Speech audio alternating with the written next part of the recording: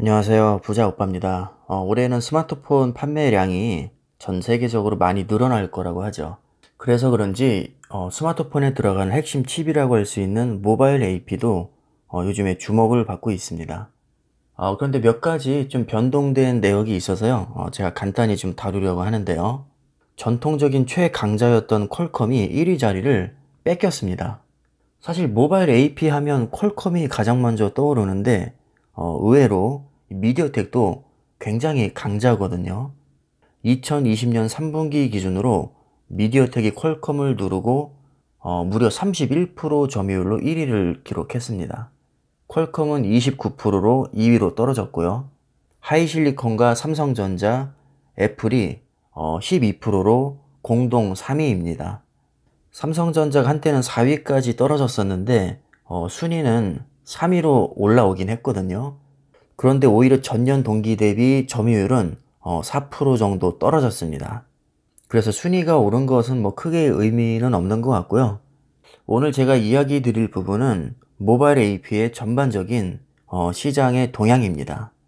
자, 현재 삼성전자의 모바일 AP 상황이 어떻게 흘러가고 있는지 제가 정리를 좀 해봤습니다. 일단은 초보분들을 위해서 모바일 AP에 대해서 간단히 설명을 드리면 스마트폰의 핵심 두뇌 역할을 하는 애플리케이션 프로세서입니다. 모바일 AP에서 AP가 애플리케이션 프로세서의 약자고요. 일종의 통합칩이라고 할 수 있는데 CPU와 GPU, 오디오 처리 장치, 비디오 처리 장치, 그리고 인터넷을 담당하는 모뎀, 보안칩까지 정말 많은 기능이 하나로 모아져 있는 일종의 통합 반도체입니다. 크기도 굉장히 작습니다. 일반 성인 새끼손가락 손톱만 하고요. 이 조그만 칩이 또 가격은 굉장히 비쌉니다. 칩 하나당 몇십만 원 정도 한다고 보시면 되는데 이렇게 비쌀 수밖에 없는 이유가 현존하는 거의 최고 기술력이 다 녹아 들어가 있기 때문입니다. 자, 현재 파운드리 최고 난이도 공정은 5나노죠. TSMC와 삼성전자만이 유일하게 5나노를 생산할 수 있는데 성능이 좋은 프리미엄 AP는 대부분 5나노에서 생산이 됩니다. 삼성전자의 엑시노스는 삼성 파운드리 5나노에서 생산이 되고요. 애플의 A 시리즈는 TSMC 5나노에서 생산이 됩니다. 모바일 AP는 비메모리 반도체라고 할 수 있는데 사실 삼성전자가 이 비메모리 반도체의 설계 능력은 약간 떨어집니다. 그럼에도 불구하고 지금 세계 3위를 하고 있는 것이고요. 주력 분야가 아닌데도 이 정도 하는 것만 해도 정말 대단한 거죠.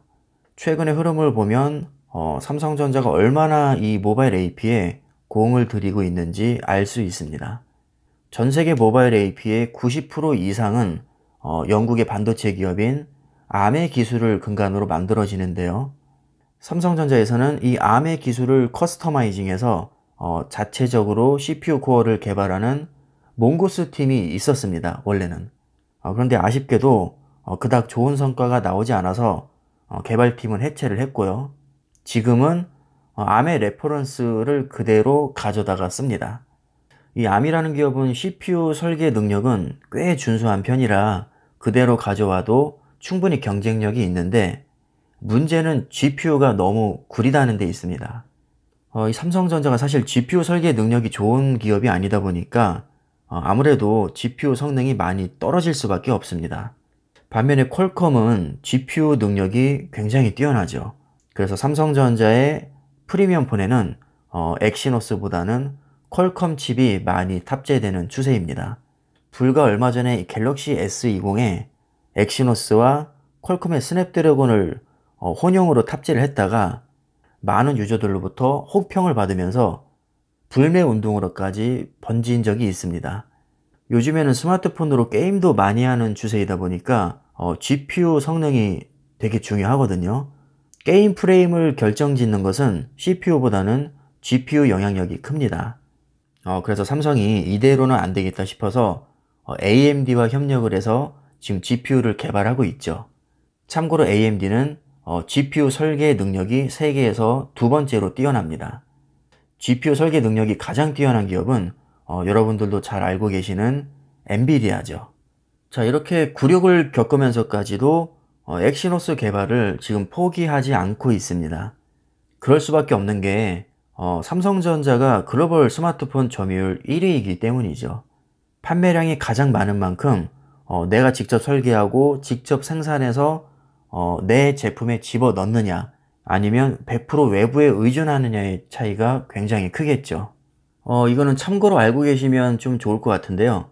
애플에서는 A 시리즈를 직접 설계하고요. 삼성전자는 엑시노스, 퀄컴은 스냅드래곤, 미디어텍은 디멘시티, 하이실리콘은 기린을 설계합니다.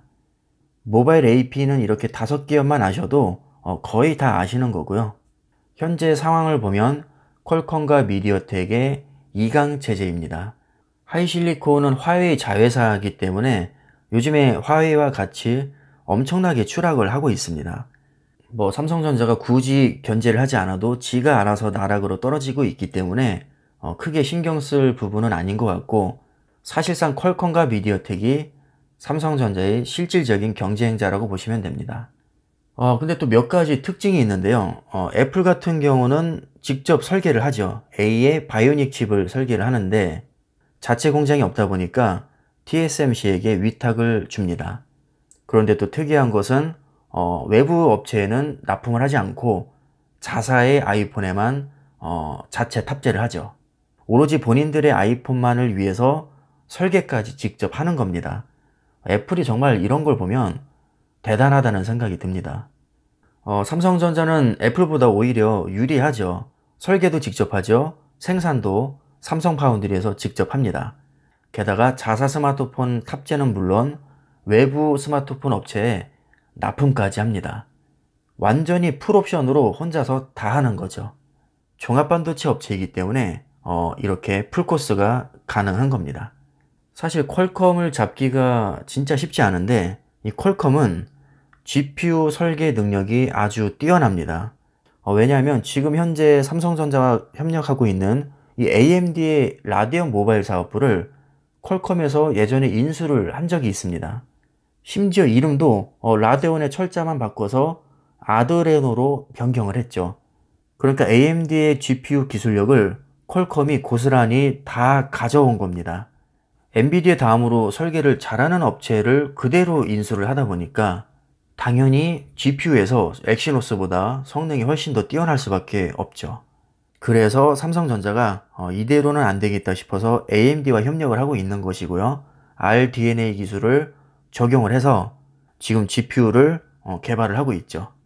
원래 계획대로라면 진작에 나왔어야 되는데 무슨 이유인지 지금 연기가 되고 있습니다. 벤치마크 결과도 공개가 된 적이 있는데 퀄컴보다도 훨씬 더 성능이 좋게 나왔었습니다. 그래서 저도 기대를 많이 하고 있었는데 로드맵과는 좀 다르게 지금 진행이 되고 있더라고요. 그래서 조금 더 지켜봐야 될 것 같고요. 아마 조만간에 이 AMD의 RDNA 기술로 삼성전자의 모바일 AP가 출시가 될 것 같습니다. 만약에 퀄컴보다 더 뛰어난 성능으로 나온다면 아마 모바일 AP 점유율을 많이 올릴 수 있을 거라고 저는 생각을 하는데, 그렇게 되면 삼성전자의 스마트폰 사업과 시스템 LSI 설계 사업 그리고 파운드리까지 연쇄적으로 영향을 주게 됩니다. 사실 삼성전자에서 모바일 AP 하면 그렇게까지 주목을 받고 있지는 못하는 분야인데 생각보다 정말 중요한 사업입니다. 자, 과연 삼성전자의 엑시노스가 강력한 라이벌인 퀄컴과 미디어텍을 어떻게 상대할지 개인적으로는 많은 기대를 하고 있고요. AMD와의 협력으로 GPU 성능이 얼마나 보강되느냐에 따라서 그 성패가 결정될 것 같습니다. 사실 삼성전자 하면 반도체와 파운드리 그리고 스마트폰이 아주 크게 주목을 받고 있는데 지금 D램의 슈퍼사이클과 파운드리 실적에 대해서 관심들이 아주 많습니다. 관심이 많은 만큼 이미 많이 노출이 되어 있고요. 어느 정도 선반영도 많이 되어 있습니다. 그리고 스마트폰도 마찬가지로 올해는 아마 3억 대 수준의 판매량을 기록할 것이다. 이런 장밋빛 전망이 이미 나와 있죠. 그리고 폴더블 폰의 비중도 점차 올라가고 있고요. 수익성도 개선될 것으로 전망을 하고 있습니다. 그런데 의외로 스마트폰에 들어가는 이 핵심 칩인 모바일 AP에 대해서는 그렇게까지 많이 거론이 되지 않고 있거든요.